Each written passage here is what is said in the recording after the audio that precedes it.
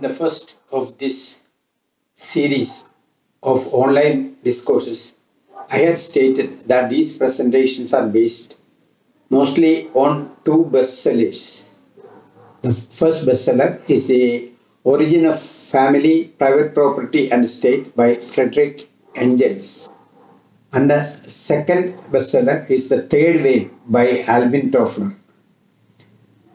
Both these books demonstrate how our inventions and discoveries of acquiring new forms of energy and using them efficiently had momentous impacts on the way we lived as well as on our most basic of social interactions.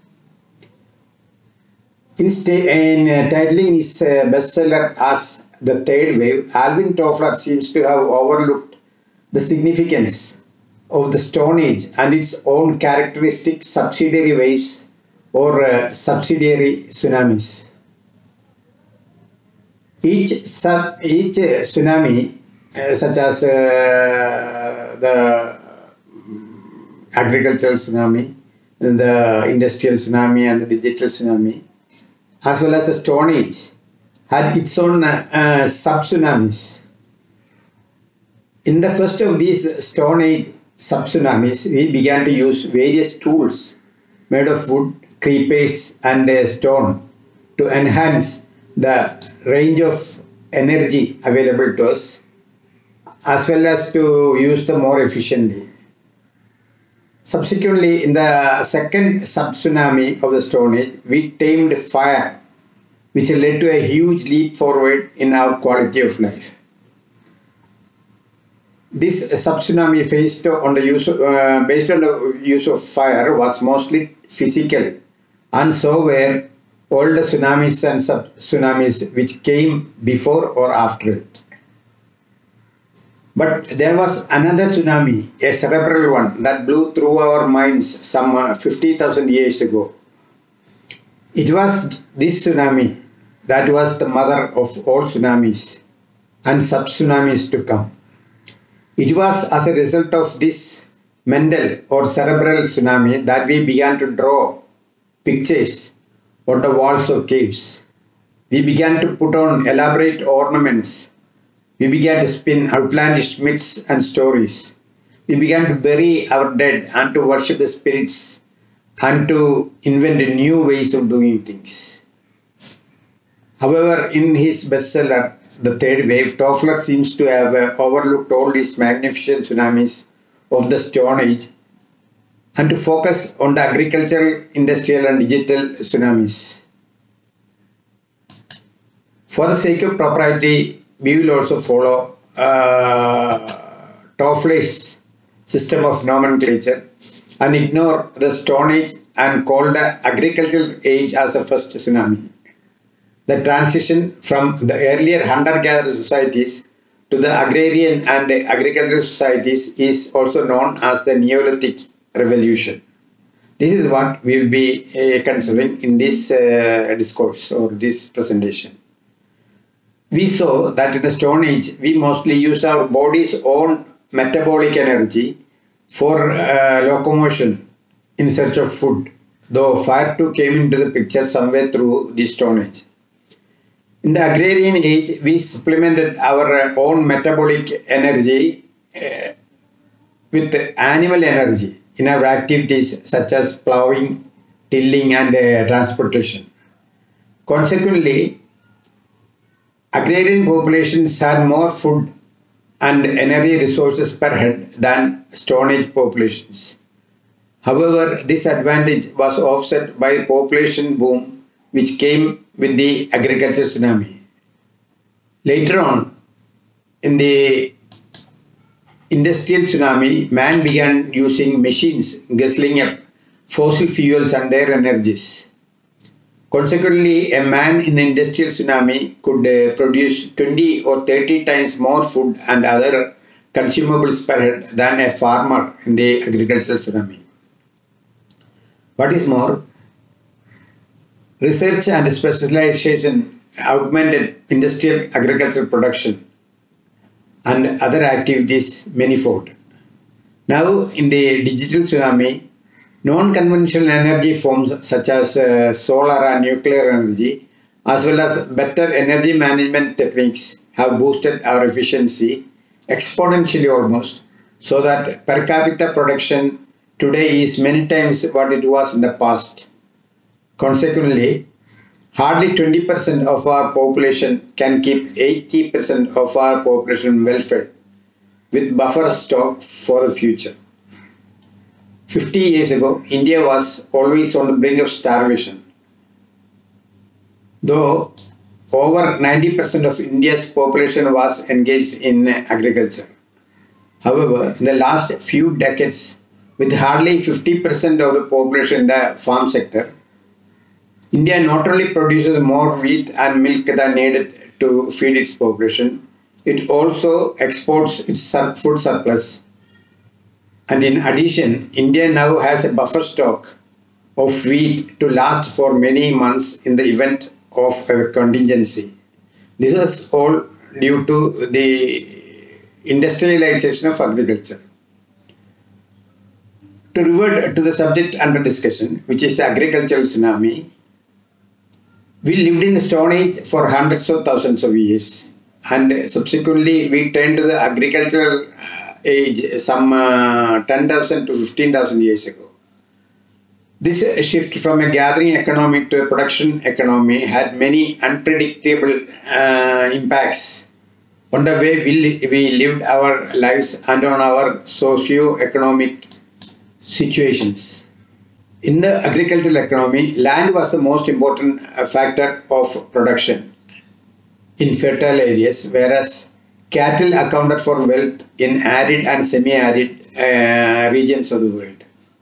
As we saw at the outset, in the Stone Age, we depended on our own metabolic energy to seek food and to attack others and to defend ourselves from our enemies. But in the agricultural tsunami, we also exploited energy from horses, camels, and many forms of cattle and sheep in the form of meat and milk. In addition, their muscular energies were also harnessed for tilling the ground, for pulling carts, as well as in drawing water, extracting edible oils and other productive operations of the agricultural age. Agricultural operations meant that people had to forsake their nomadic way of life and to settle down on or near the lands they cultivated. This led to the formation of stationary homes and villages for those who were engaged in agriculture. In contrast, cattle herders led nomadic lives as before. Thus, the agricultural way of life led to two forms of societies: the stationary agricultural societies and the semi-nomadic herding societies, who returned to their homes occasionally. Those engaged in agriculture had a settled way of life in their homes and villages. Consequently, they carried on with the matrilineal form of families, which where mothers, daughters, and female kins formed the core of the family. However, in the herding societies, things took a different turn. Wendy Doniger of the Department of History in the University of Chicago observes that herding or pastoral societies had to wander away. The men of the herding and pastoral society had to wander away from home for days on end with their herds of animals. It was not always possible to take their women and children on these trips. What is more, these herders were highly vulnerable to attack from predatory animals as well as from cattle thieves. So they formed bands of male kin, such as brothers and cousins, to protect their herds. Subsequently, they found it expedient to carry on these defensive associations and relationships into their adulthood. So, such pastoral societies adopted the patrilineal form of societies, wherein inheritance as well as lineage went through the male bloodline. Compared to agricultural societies, pastoral societies were far more cohesive and aggressive because of their male-centered social structures. They not only defended themselves from cattle thieves and others, they also took to raiding other farmers and cattle herders. Thus, they began to amass more wealth compared to agricultural societies, and it was a matter of time before these patriarchal societies began to dominate the scene. As mentioned before, for those who were engaged in agriculture, land was the most important factor of production. Consequently, in agricultural societies, one's worth was assessed by the area of agricultural land they owned. In contrast, in pastoral societies, wealth was assessed by the number of cattle one owned. This led to the most tsunamic or momentous meme or idea in human history, the idea of private property. This meme had been totally alien to the human societies for hundreds of thousands of years of primitive life before we took to the agricultural way of life. This idea or meme revolving around private wealth of or ownership of land, cattle and other factors of production divided societies into the haves and the have-nots, leading to the most hierarchical and stratified societies ever known to man before or after the agricultural tsunami. Kings, nobles, slaves, serfs and castes became part and parcel of all agricultural societies. Because it was the male who was in a better position to handle the business transactions of the agricultural age, male ownership of land and cattle became the norm, and the females of the matriarchal and matrilineal primitive societies were sidelined to mere chattel in agricultural age. The institution of private property led to the concept of inheritance of property, a meme as aligned to our Stone Age ancestors as the meme of private property. This desire on the part of the males to hand over their property and wealth to down one's own bloodline led to the institution of marriage, which ensured that the male bloodline was not adulterated. These marriages were often conducted between families of the same economic or power status. Virginity and chastity became prime virtues for women. This in turn meant that women became another item of property to be protected from adulteration. This agricultural tsunami had its impact not only on the mortals on earth. The omnipotent gods in heaven also had to change their customs and culture in tune with the demands of the Agrarian tsunami. Unlike in the Stone Age, gods began to marry and to sport their consorts in the agricultural age. Thus, the mother goddesses of the Stone Age gave way to the patriarchal gods of the agricultural age. Their transfer of power and inheritance also imitated the customs of the agricultural societies. Thus, we see patriarchal genealogies playing significant roles in ancient mythologies, such as the Titans inheriting or usurping power along the male lineage, and the biblical God favoring the male lineage of Abraham. We also see gods of the agricultural societies giving high priorities to chastity and virginity, and virgin births begin to play significant roles in agricultural myths. Since marriages were also arrangements between families in agricultural age, in most instances, the bride and groom seldom met each other before the knot was tied. Since dowries and other wealth transfers were also associated with marriages, it was not easy to dissolve marriages, and so marriage became a sacred institution not to be trifled with. Dissolution of marriage often led to vendettas and enmities and hostilities between families and societies, and this often lasted for generations of murders and wars and vendettas. Along with the institution of marriages came the institutions of prostitution and concubinism. Strong men were neutered to provide eunuchs to guard the harems of the propertied males. This agricultural tsunami featured the following aspects or characteristics. As in the Stone Age, might was right, and blood was considered thicker than water. The elders and the patriarchs had the titles to land, the cattle, and other things which are most important factors of production. What is more, useful knowledge such as in agriculture and cattle rearing, as well as other economically relevant technical know-how, increased with age and experience.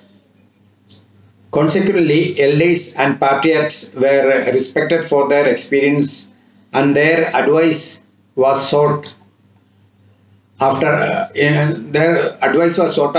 In all matters of socio-economic interactions. This has been turned upside down in the present age, where age is often a liability when it comes to technology and productivity. Now, in these modern times, books have taken over, books or the internet. They have taken over the functions of the elders in the agricultural age and the Stone Age. The rule of the written law was introduced by Emperors Hammurabi of Babylon and Ashoka of India, as well as by various Roman emperors. However, blood lineage and blood relationships transcended the rule of law. Consequently, nepotism and corruption still made mockeries of the rule of the law.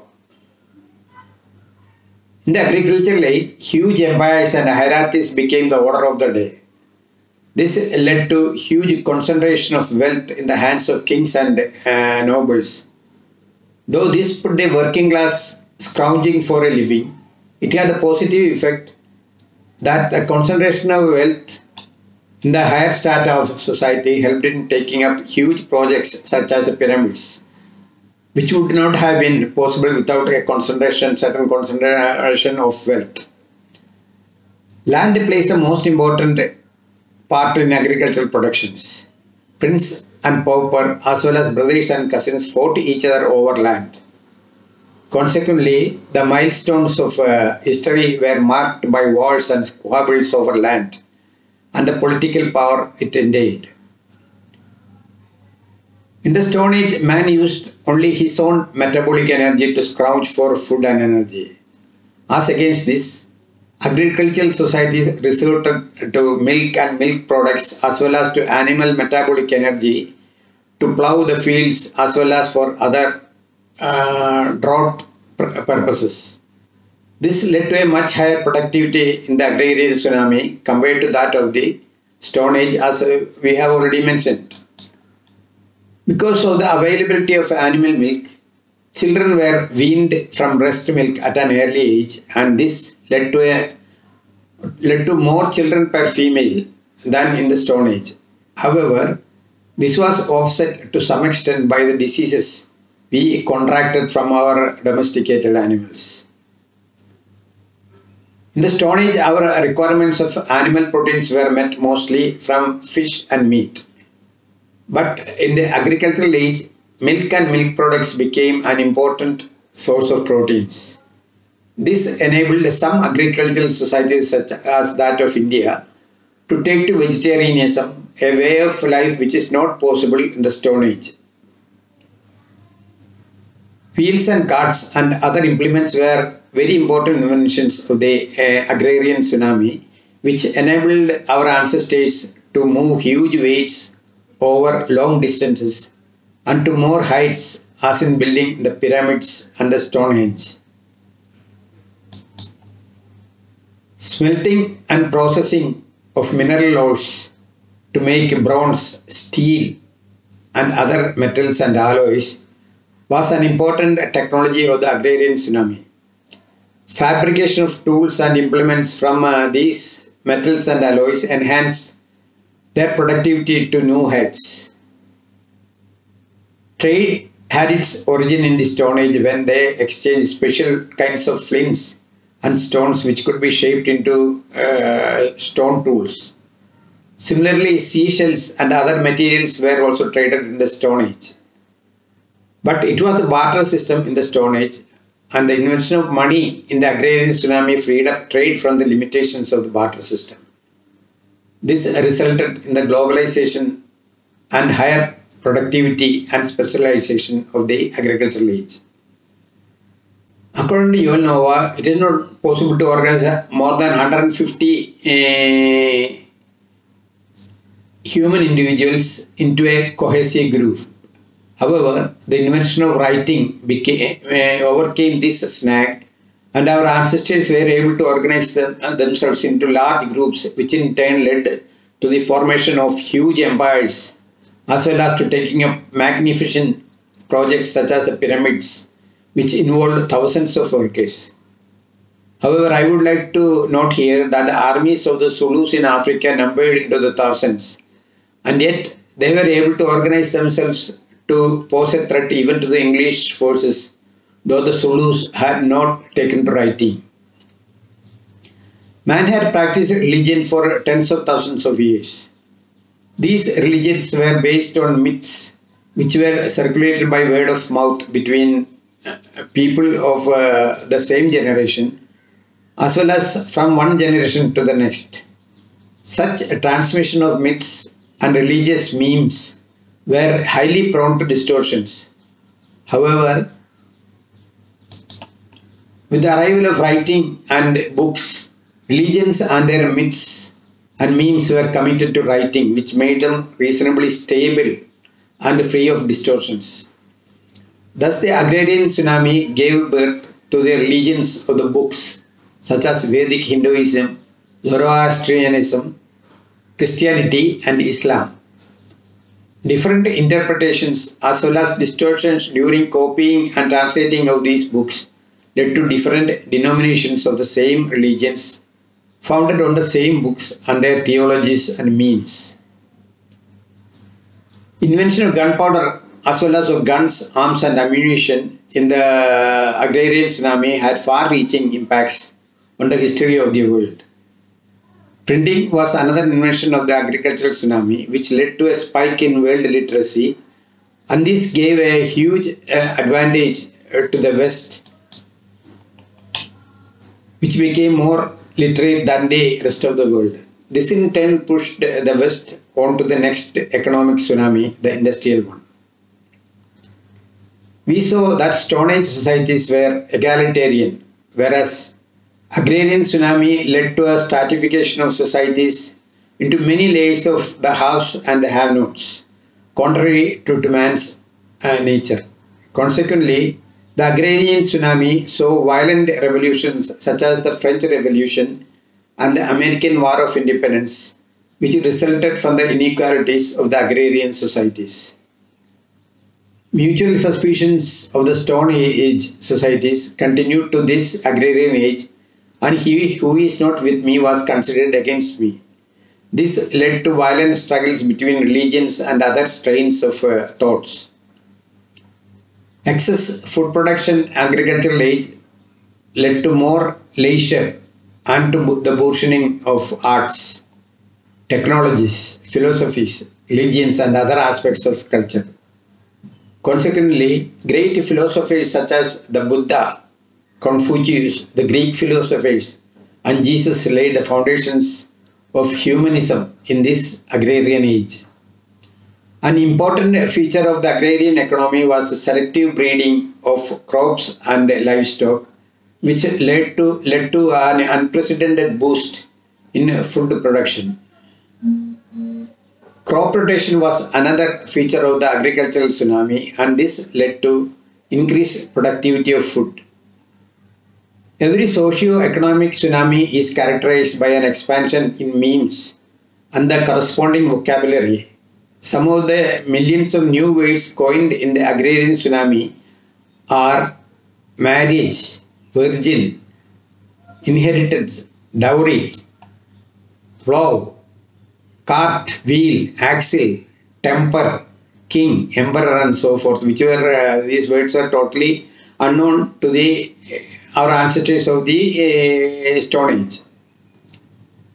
It was in this age, that in the agricultural age, that sexual codes played almost as important a role in society as other criminal codes.